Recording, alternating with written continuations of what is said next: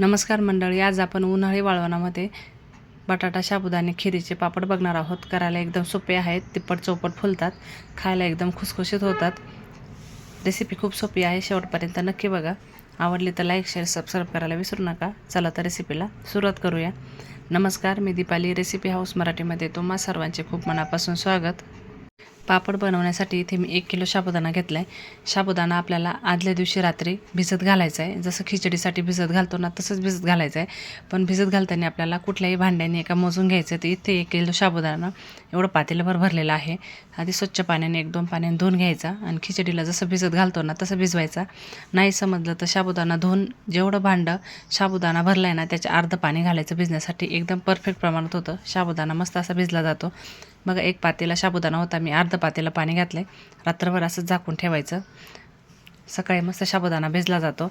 आता आपल्याला एका पातेल्यामध्ये मोठ्या ज्या पातेल्याने साबुदाणा मोजून घेतला आहे किंवा भांड्याने ना, ते 5 पातेले किंवा 5 भांडे आपल्याला पाणी गरम होण्यासाठी ठेवायचे। सर्व एकदाच टाकायचे।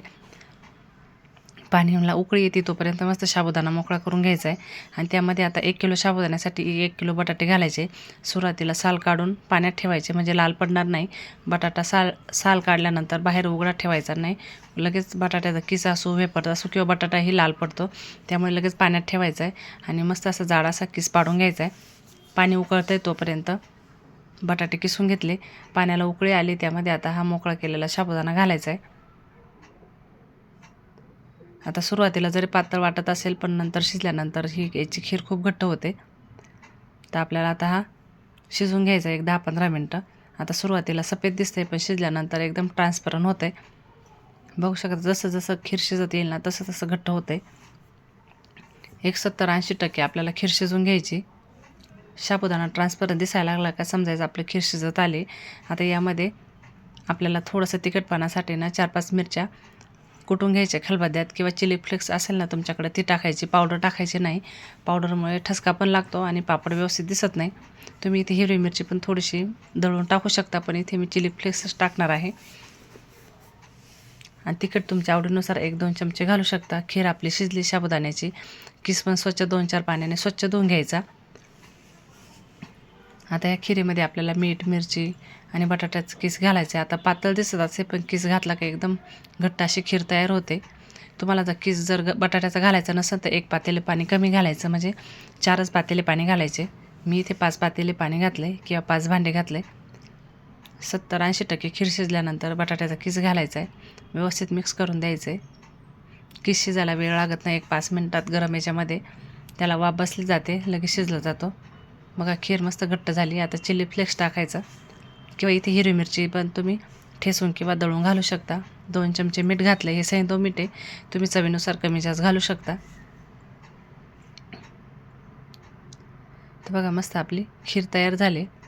चिली फ्लेक्स टाकल्यामुळे मस्त असं खीर दिसते। थोडंसं आता हे मिश्रण थंड करून घ्यायचे, झाकण ठेवायचं 1-5 मिनटं, म्हणजे बटाट्याचा किस शिजला जातो। बघा, मस्त अशी साबुदाण्याची खीर तयार झाली आहे। आता ही खूप गरम आहे, आपल्याला ही बरीचशी थंड करून घ्यायची आहे, कारण आपल्याला प्लॅस्टिकच्या कागदावर घालायचं, एवढं गरम घालायचं नाही। थोडीशी थंड केली का मिश्रण घट्ट होतं आणि छान असे पापड टाकले जातात। जास्त पातळ जर असलं ना, पापड इकडे तिकडे वाकडा होतो, जास्त पसरतो, त्याच्यामुळे थोडीशी खीर थंड पण करायची, म्हणजे मिश्रण टाकता पण छान येतं। तर बघा, मस्त असे आपले पापड टाकता येत आहे। बटाट्याचा किस किती छान दिसतोय आणि मिरचीचे चिली फ्लेक्स पण खूप सुंदर दिसत आहे। खायला पण एकदम अप्रतिम चवीचे होतात। बघा, 2-3 दिवस ते पण कडकडीत वाळून घ्यायचे। वाळल्यानंतर 1 किलोचे एवढे प्रमाणात साचत आहे। आणि कुठलाही पदार्थ वाळवण्याचा कडकडीत उन्हात वाळून घ्यायचा, म्हणजे तो छान टिकतो। तेल छान तापून घ्यायचं आणि मध्यम गॅसवर तळून घ्यायचं। बघू शकता, पापड आपला डबल टेबल फुलतोय, खायला सुद्धा एकदम खुसखुशीत झालेला आहे। एकदम सोप्या पद्धतीने हे पापड एकदम परफेक्ट प्रमाणात मी सांगितले आहे, तुम्ही नक्की करून बघा।